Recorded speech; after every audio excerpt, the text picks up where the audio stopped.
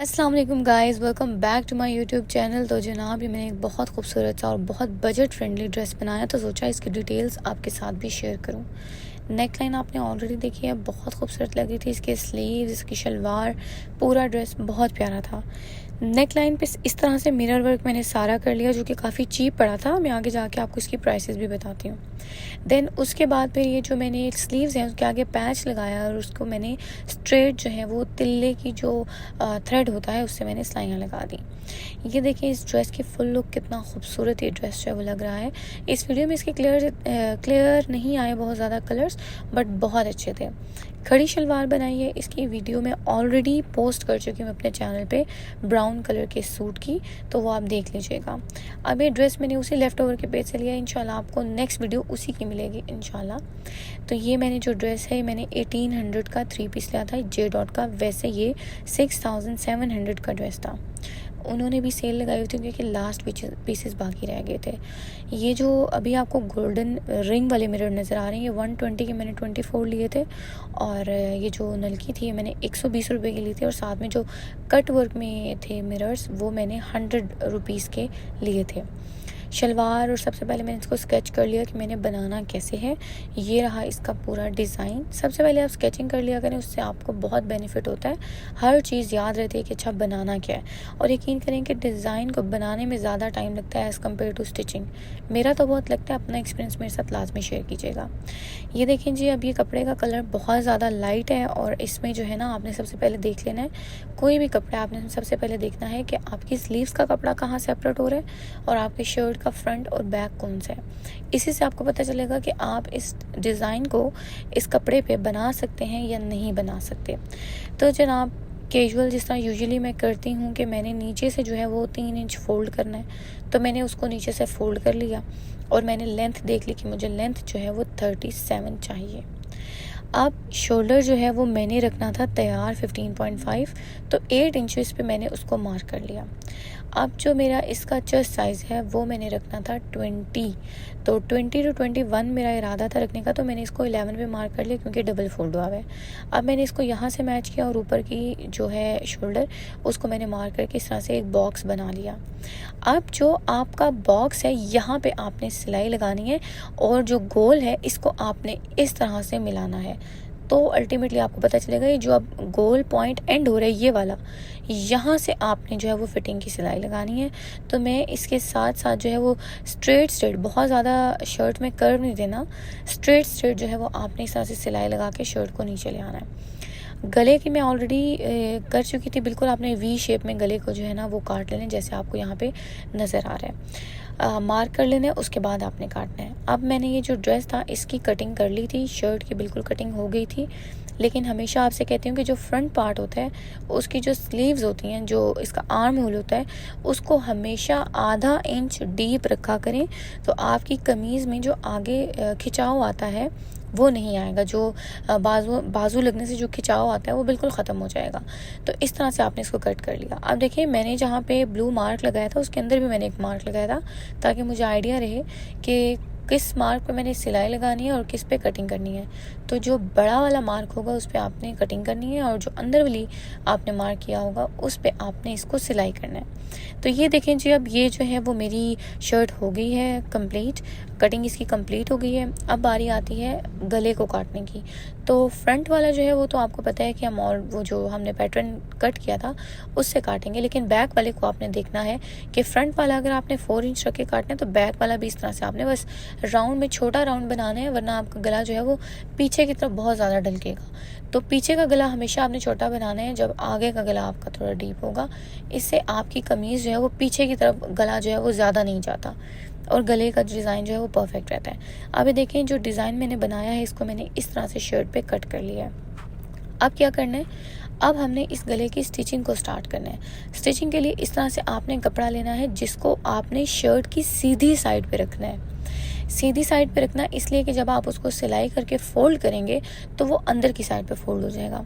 अब बिगनर्स के लिए मैं एक टिप दूंगी कि अगर आप ये गला बनाएं, इस तरह से आपका कोई हो जिसमें बहुत ज़्यादा सिलाई और इस तरह से है, तो आप उसको सबसे पहले पिन अप कर लें, जिस तरह मैंने भी यहाँ पे किया, क्योंकि कपड़ा आगे पीछे हो जाता है और फिर जो है ना गले में उरेब आ जाती है।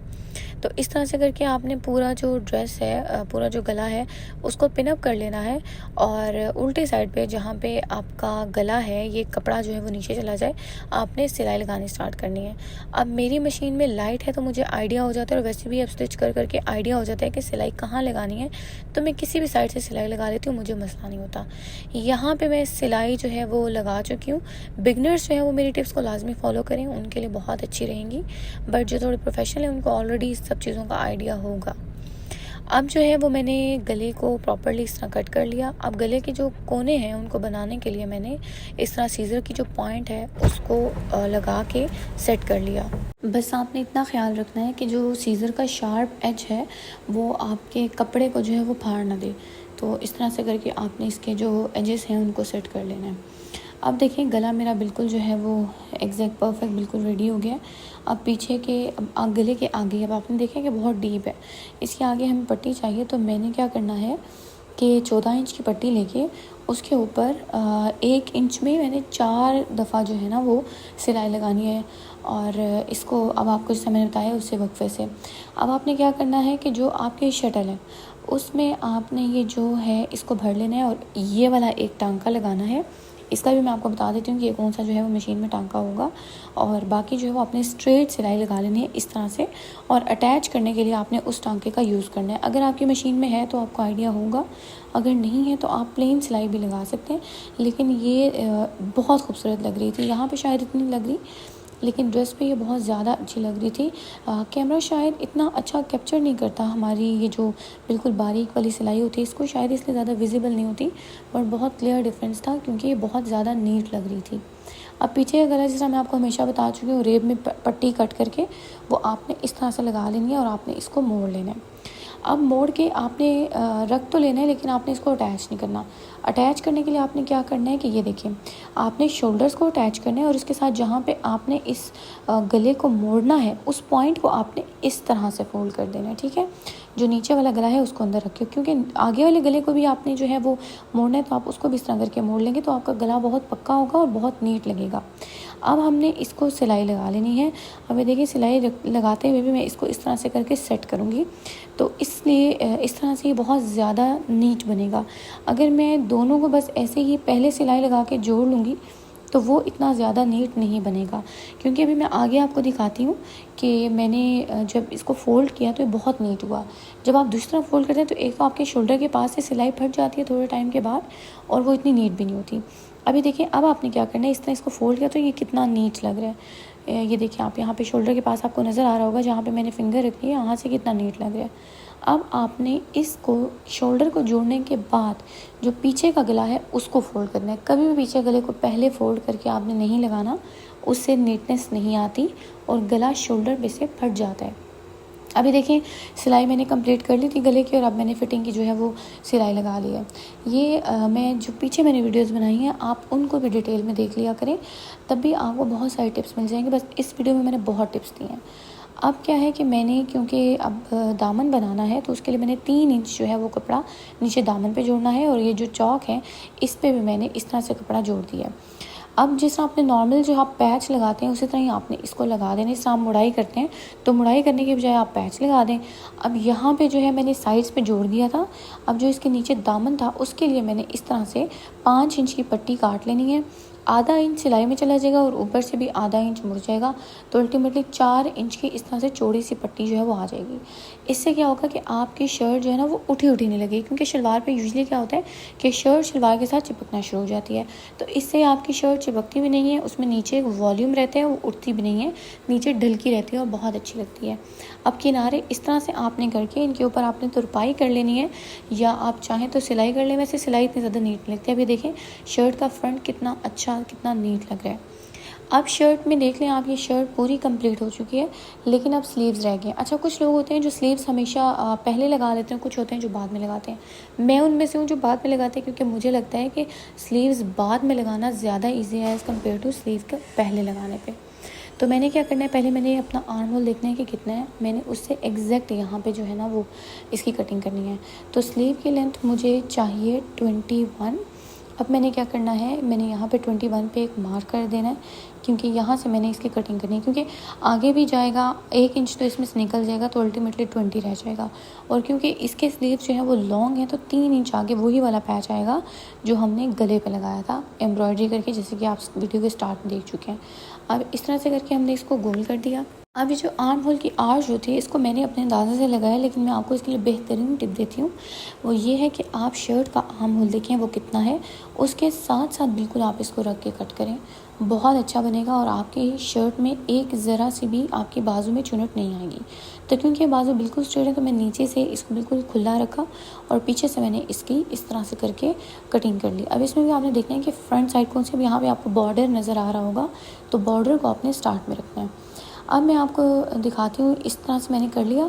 इसके आगे मैं पैच अटैच कर दूँगी इस तरह से, जिस तरह मैंने शर्ट के गले पे किया था, सेम उसी तरह से मैंने इसके आगे पैच अटैच कर दिया और बाजू को मैंने अटैच कर दिया। पिछली वीडियो मैंने बाजू को बहुत डिटेल में बताया था कि आपने जोड़ना कैसे है, तो आप वो वीडियो लास्ट में देख लीजिएगा। अब यहाँ पे मैंने गले पे इस तरह से जितने भी मेरे पास थे मिरर, वो मैंने सारे इस तरह से रख दिए थे और फिर इसके दरमियान में स्पेस थी। अब आप जब ड्रेस बना रहे होते हैं, आपने साथ साथ देखना होता है कि इसमें कोई स्पेस है तो इसको हम कैसे फिल करें, वो कैसे ज़्यादा अच्छा लगेगा। तो मैंने इसको रख के देखा था और ये बहुत प्यारा लग रहा था, तो मैंने UHU से इस तरह से 3 जो हैं वो मिरर्स लेके और उसको मैंने इस तरह से एक लीव की जो है ना वो शेप दे दी थी। तो ये बहुत ज़्यादा अच्छा लगने लग गया था और बहुत उठने लग गया था। मैंने बेसिकली हुसैन रिहाड़ का ड्रेस एक देखा था, वो मेरे दिमाग में इंस्पिरेशन थी, तो मैंने ये बना दिया। एक टिप, आपने शॉपर इसके नीचे लाजमी रखना है, वरना ये चिपक जाएगा पीछे और बिल्कुल भी अच्छा नहीं लगेगा, पीछे से उस पर स्टेन आ जाएगा। तो ये रही जनाब आज की वीडियो। आई होप कि आपको बहुत अच्छी लगी होगी and so sorry for the delayed video जो कि मैंने आपके साथ शेयर करनी है। इंशाल्लाह नेक्स्ट में वो शेयर करूँगी। अपना रखिए बहुत सारा ख्याल, मिलते हैं अगली वीडियो में, तब तक के लिए अल्लाह हाफ़िज़।